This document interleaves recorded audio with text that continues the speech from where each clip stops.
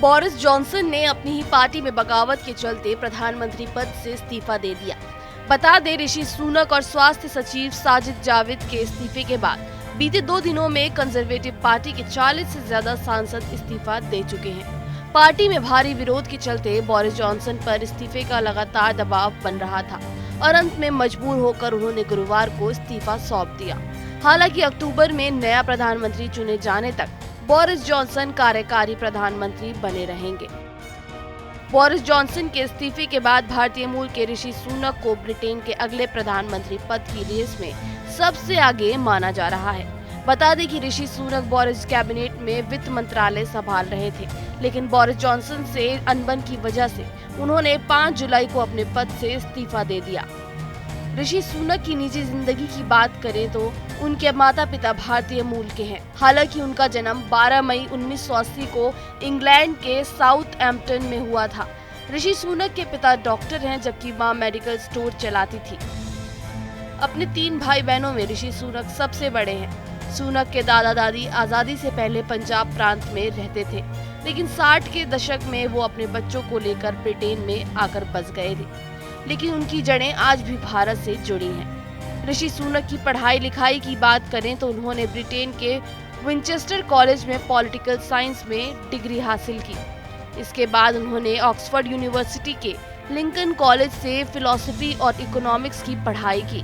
इसके बाद वो स्टैनफोर्ड यूनिवर्सिटी गए और वहां से एमबीए की डिग्री हासिल की।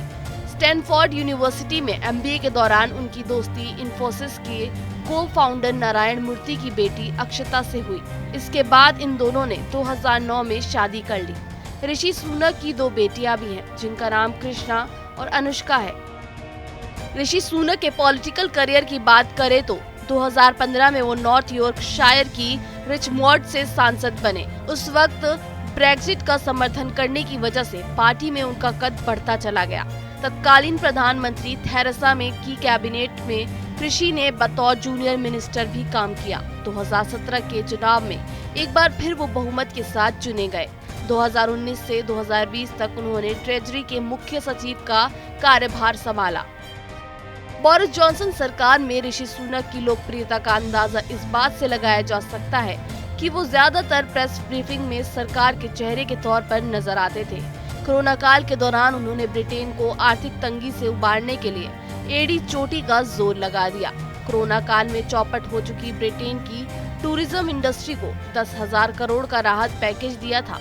ब्रिटेन के जिस पार्टी गेट स्कैंडल की वजह से बोरिस जॉनसन की काफी किरकिरी हुई थी, उसकी आंच ऋषि सुनक पर भी पड़ी। सुनक पर भी पार्टी गेट स्कैंडल मामले में जुर्माना लगाया गया। उन्हें फिक्स्ड पेनाल्टी नोटिस जारी किया गया था। इस मामले के बाद सुनक की लोकप्रियता में थोड़ी कमी जरूर देखी गई। इसके अलावा वो अपनी अक्षता पर टैक्स चोरी और आरोपी की वजह से भी काफी आलोचनाएं झेल चुके हैं। भारत को लेकर ऋषि सुनक की नजरिया बहुत ही सकारात्मक है। हाल ही में उन्होंने कहा था, भारत में अवसरों की कमी नहीं है, दुनिया भारत की तरफ उम्मीद भरी नजरों से देख रही है। ऐसे में भारत को नजरअंदाज करना ब्रिटेन के लिए बहुत बड़ी भूल होगी। इसलिए भारत के साथ संबंधों पर हमें दोबारा काम करना होगा।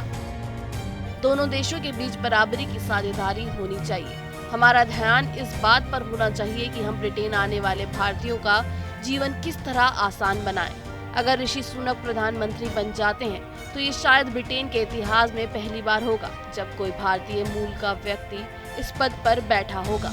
साथ ही ये पल भारत के लिए भी किसी गौरव से कम नहीं होगा, क्योंकि ऋषि सुनक के प्रधानमंत्री बन जाने से भारत और ब्रिटेन के रिलेशन और भी मजबूत होंगे, ऐसी उम्मीद जताई जा रही है। और बड़ी खबरों के लिए बने रहे हमारे साथ, देखते रहे TV9 भारत।